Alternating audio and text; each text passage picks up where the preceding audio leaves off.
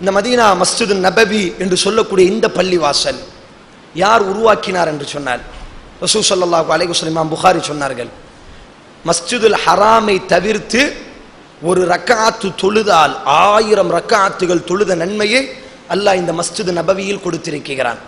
இந்த மஸ்ஜிது நபவி யாரினுடைய இடம் என்று சொன்னால் ரசூல் ஸல்லல்லாஹு அலைஹி வஸல்லம் ஹிஜ்ரத் செய்து மதீனாவிற்குள் வருகிறார்கள். மதீனாவிற்குள் வரும் பொழுது ரசூலுல்லாவுக்கு இடமில்லை, தங்குவதற்கு இடமில்லை, தொழுவதற்கு இடமில்லை. ஆனால் ரசூலுல்லாஹ் வரும்பொழுதே ஆடு மேய்த்த அந்த காசுகளை எல்லாம், வியாபாரம் செய்த அந்த காசுகளை எல்லாம் கொண்டு வருகிறார்கள். இப்பொழுது 2 அனாதை சிறுவர்கள் ஒரு இடத்தை, இப்பொழுது நாம் பார்க்கக்கூடிய அந்த மஸ்ஜிது நபவி மதீனான்னு சொல்லி பார்க்குறோமா இல்லையா, அந்த இடத்தை ரசூலுல்லாஹ் பார்க்குறாங்க. சில உடைந்த ஜனாசாக்கள் அடக்கம் செய்யப்பட்ட கபுருஸ்தான் தான் அந்த இடம். ரசூலுல்லாஹ் இது யாரு குறித்தான இடம் என்று கேட்கிறார்கள். 2 அனாதை அன்சாரி நபித்தோழர்கள் குறித்தான இடம்.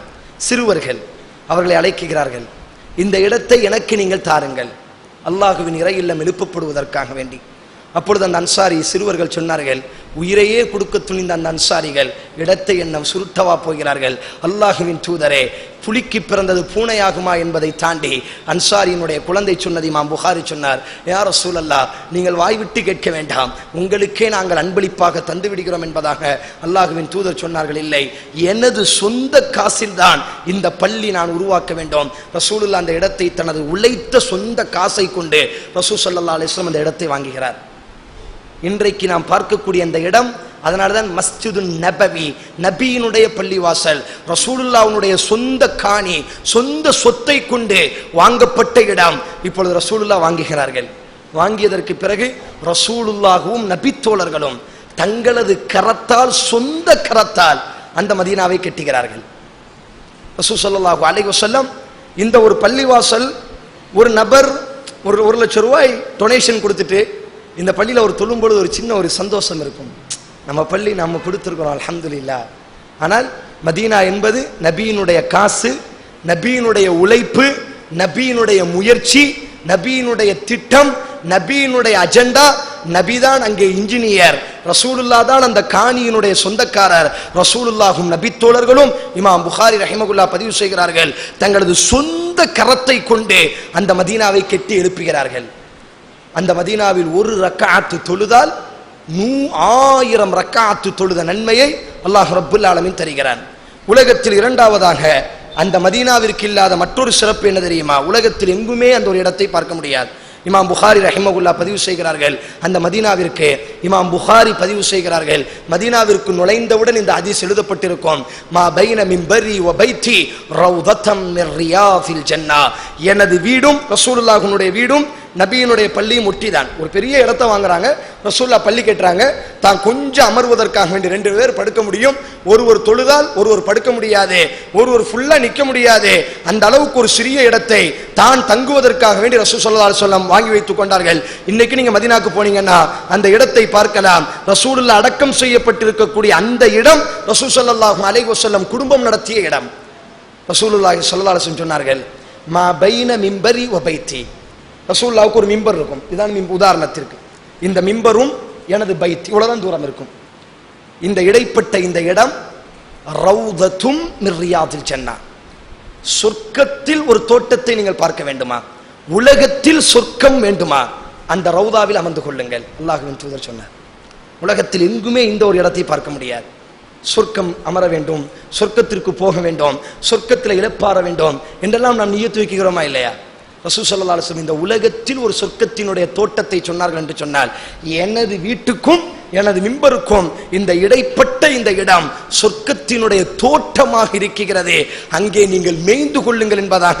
அதனால்தான் மதீனாவில் அந்த இடத்திற்கு மட்டும் ஒரு தனி அடையாளம் போடப்பட்டிருக்கும். அந்த இடத்தில் நின்று தொழுவது சொர்க்கத்தில் தொழுததினுடைய நன்மை, அந்த இடம் சொர்க்கத்தினுடைய பூங்கா என்பதாக. உலகத்தில் எந்த இடத்திற்கு சென்றாலும் இந்த இடத்தை நாம் பார்க்க முடியாது, மதீனாவில் மட்டுமே பார்க்கக்கூடிய இடம் ரௌதா. ரௌதா என்று சொன்னால் தோட்டம் என்ற ஒரு அர்த்தம். மதீனத்து ரௌதத்து மதீனா, ரௌதா ரௌதா என்று சொல்கிறோமா இல்லையா? ரௌதா என்று சொன்னால் தோட்டம் என்ற அர்த்தம். அந்த ரௌதா சொர்க்கத்தினுடைய தோட்டத்தை சுமந்திருக்கக்கூடிய இடம் ரசூல் ஸல்லல்லாஹு அலைஹி வஸல்லம். காரணம், அல்லாஹ்வின் தூதர் அந்த இடத்தில் தான் அதிகமாக நடப்பார். இகாமத்து சொல்லப்பட்டால் அந்த இடத்தோடி தான் வருவார், தொழுது முடித்து விட்டால் அந்த இடத்தோடி தான் வீட்டுக்கு செல்வார். அத்தனை நபித்தோழர்களும் அந்த இடத்தில் தான் அமர்ந்திருந்தார்கள். ரசூலுல்லாஹ்வுடைய மிம்பர் அங்குதான் இருந்தது. ரசூல் ஸல்லல்லாஹு அலைஹி வஸல்லத்தினுடைய முஸல்லா தொழக்கூடிய இடம் அங்குதான் இருந்தது. நபியும் நபித்தோழர்களும் அதிகம் காலை கொண்டு முத்தமிட்ட ஒரு இடம் அந்த ரவுதாவாக இருக்கிறது. அதைத்தான் இமாம் புகாரி ரஹிமகுல்லா அல்லாஹ்வின் தூதர் ஸல்லல்லாஹு அலைஹி வஸல்லம் சொன்னார்கள்.